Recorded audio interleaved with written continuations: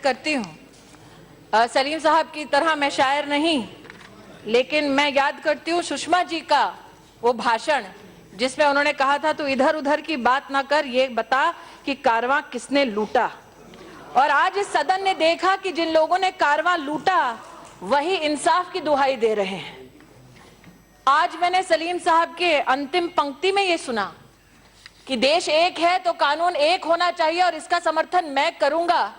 शायद सदन के इतिहास में पहली बार घुमा फिरा कर ही सही, लेकिन सलीम साहब ने यूनिफॉर्म सिविल कोड का समर्थन किया, इसलिए उनका मैं अभिनंदन करती हूँ।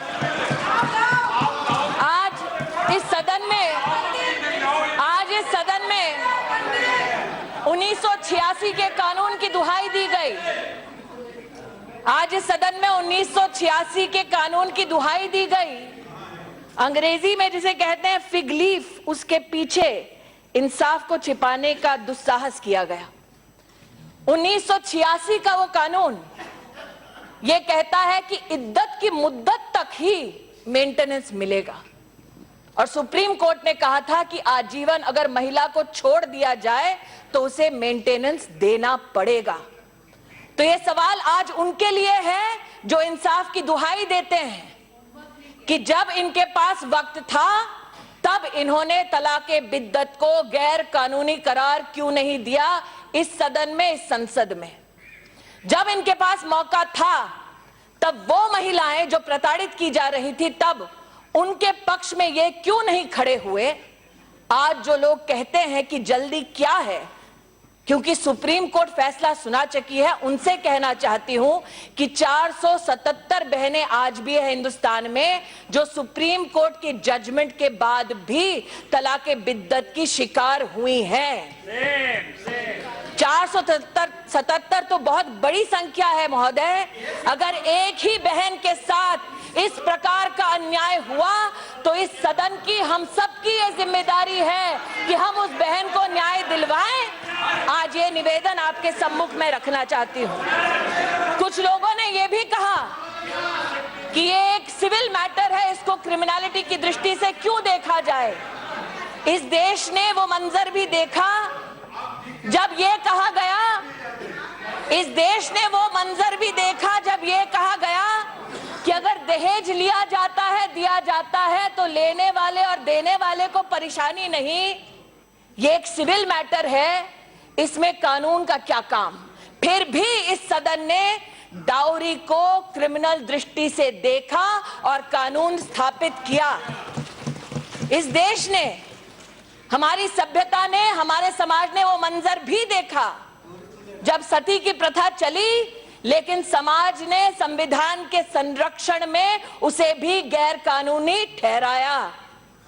आज अगर 1986 के उस कानून में ताकत होती तो शायरा बानो को सुप्रीम कोर्ट के दरवाजे पर दस्तक देने की नौबत ही नहीं आती। वो लोग जो कहते हैं कि मुस्लिम समाज में शादी तो बस एक कॉन्ट्रैक्ट है, उस कॉन्ट्रैक्ट को, और मैं तो स्तब्ध हूं महोदय कि सलीम साहब को ये लगा कि अगर कुरान में से मीनाक्षी लेखी ने कुछ अंश सदन के सम्मुख सम्मान सहित प्रस्तुत किए तो वो मजाक की बात है। आपको तो फक्र होना चाहिए इस बात का कि सदन में, इस चर्चा में कुरान से पढ़कर भी उन शब्दों के आधार पर न्याय की बात की जा रही है। और अगर आप इसे कॉन्ट्रैक्ट की दृष्टि से देखते हैं महोदय, तो यह हिमाकत मैं भी करूं सलीम भाई। वर्स 231 को अगर पढ़ें तो उसमें लिखा है, when ye divorce women and they fulfill the term of iddat, either take them back on equal terms or set them free on equal terms। Hindustan की आवाम जानती है कि अगर कॉन्ट्रैक्ट रद्द करना हो तो यूनिलैटरली कोई भी कॉन्ट्रैक्ट रद्द नहीं होता, और अगर कॉन्ट्रैक्ट रद्द होता है तो उसके कॉन्सिक्वेंसेस होते हैं और वो इक्वल शर्तों पर रद्द किए जाते हैं। आज वो लोग जो इस दृष्टि से इस चर्चा में भाग ले रहे हैं कि इसको क्रिमिनलिटी की नजर से क्यों देखा जाए, उनसे मेरा विनम्र निवेदन है कि अगर इस्लामिक ज्यूरिस्प्रूडेंस का इतिहास देखा जाए तो दूसरे खलीफ के सामने पहली बार ऐसा केस आया जब पूछा गया एक व्यक्ति से कि आपने क्या इस प्रकार से तलाक दिया है, और जब व्यक्ति ने स्वीकारा तो उस वक्त दूसरे खलीफ के उस वक्त उनको 40 कोड़ों की सजा सुनाई गई। इसका मतलब इस्लामिक ज्यूरिस्प्रूडेंस का इतिहास भी ये बतलाता है कि तलाक़े बिद्दत एक क्रिमिनल एक्ट है अगेंस्ट अ वुमन। आज ये सदन इस बात का फख्र कर सकता है कि supreme court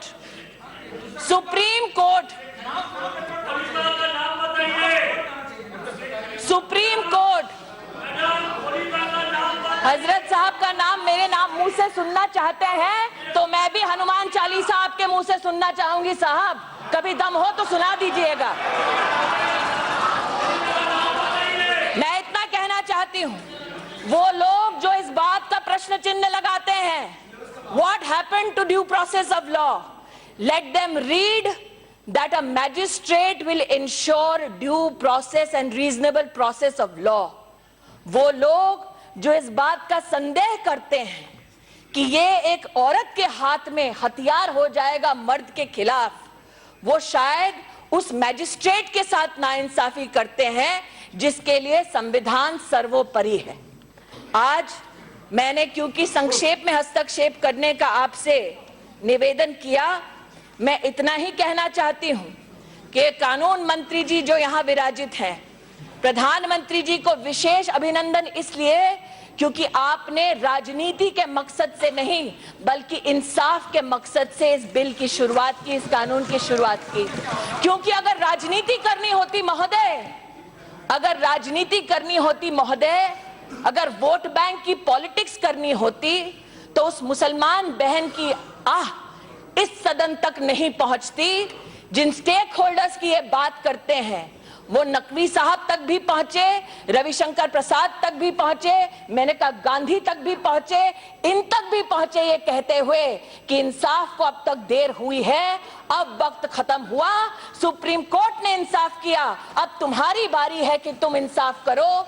sir, this particular talaq-e-biddat has been found bad in theology, found bad in the eyes of the Supreme Court. I beseech this House to find it bad in legislation also.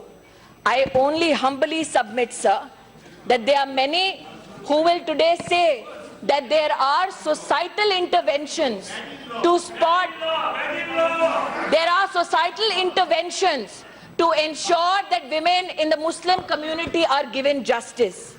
I attract your attention and that of this House, sir, to this remnants of the affidavit which have been given before the Honorable Supreme Court, where the All India Muslim Personnel Law Board has promised to issue an advisory so that in the process of marriage, the person performing the nikah will advise both the man and the bride to incorporate a condition to exclude resorting to pronouncement of 3 divorces by her husband in one sitting.